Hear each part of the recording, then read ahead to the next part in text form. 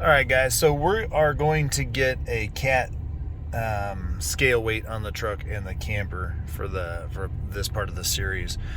But I want to touch on truck stops, fuel stops, and campers and RVs and how they mix. Just a little bit of etiquette. And this goes for the truckers too, but if you pull up to the fuel island, say you're getting diesel, because none of these pumps are going to have gasoline at them for the most part. I won't say all, but for the most part, they're not going to have fuel. If you're getting diesel, get your diesel, and even if there's nobody behind you, pull up after you get fuel to that yellow line, okay? You get about 20 minutes or so, and then you need to move on and find a place to park. Do not park your stuff there and leave it, okay? The truck drivers, they need to get going, and they're guilty of it too, but for the most part, it's annoying. So let them get on with their day. All right.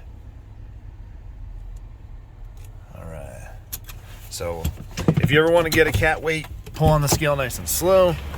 You're going to need to get out and walk up to this button.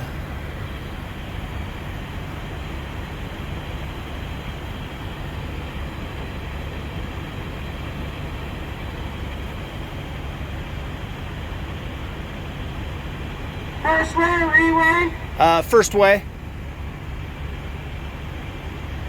And truck number? 66.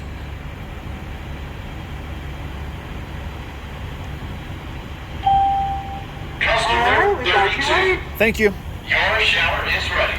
All right. So after you get that, they're going to ask for your first way or re-way. That's for semis when they're adjusting axles and whatnot.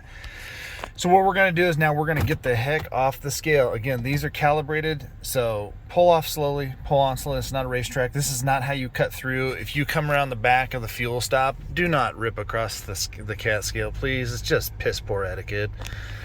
It just fires me up because I'm a truck driver now. I wasn't always a truck driver, but I've been a truck driver for quite a while now, and it just, wow, just agitates me.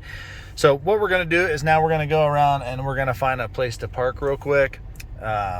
Probably not going to get fuel here, but I wanted to talk about, again, truck stop etiquette. So again, pull in, get your fuel. If there's nobody behind you, pull up to the yellow line. Then you probably got about 15-20 minutes because most trucks are going to hold 400 or 500 gallons. So if somebody pulls in while you're chilling, then you'll have time to still come out and not be in their way so they can get out.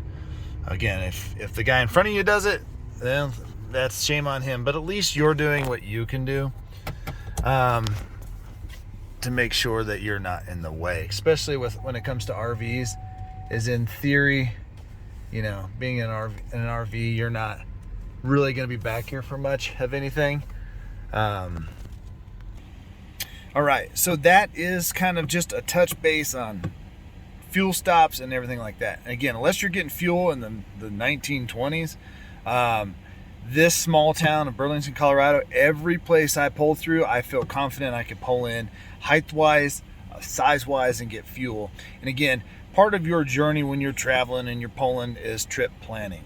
So if you don't like tight areas, then try and plan your trip accordingly to find truck stops that are along the way, especially if you're on a major thoroughfare, or may say even a bigger town, if you will. And if not, if you're going through, say, a smaller town with Google Maps, you can zoom in and you can figure out based on your miles per gallon and everything where you're going to need to stop and get fuel. And then sometimes it just works out where you're driving along, you're at a half tank, you're like, we're not going to stop for another couple hundred miles, but there's a Love's, there's a TA, there's a Flying J, there's something that we can get in, and get fuel and get out. Stretch your legs, fill up there, make the trip as easy as you can on yourself. But if you're going to pull into the truck stops and use the back island where the truckers are, that's totally okay. You can use these parking spaces to back into, like I just did. These are fair game for everybody. They're first come, first serve. The reserve ones you got to pay for, but at the end of the day, these are up for you guys to do, and that way you're out of the way. But the front islands where the fuel is, there was no issues with me. I could pull this around and get in there. And then they do have some RV parking out on most of the Loves and stuff like that. And I personally like Loves. I'm not endorsed by them, but the way they set them up, they're pretty good. But hopefully that helps with RVs and fuel stops. It's not a thing to sweat, guys. Just trip plan. Be cautious of other and mindful of other people and respectful of that. Guys, hit the subscribe button down there in the corner and the notification bell. Got a lot of great content. If you love trucks and trailers and cars, this is the place for you.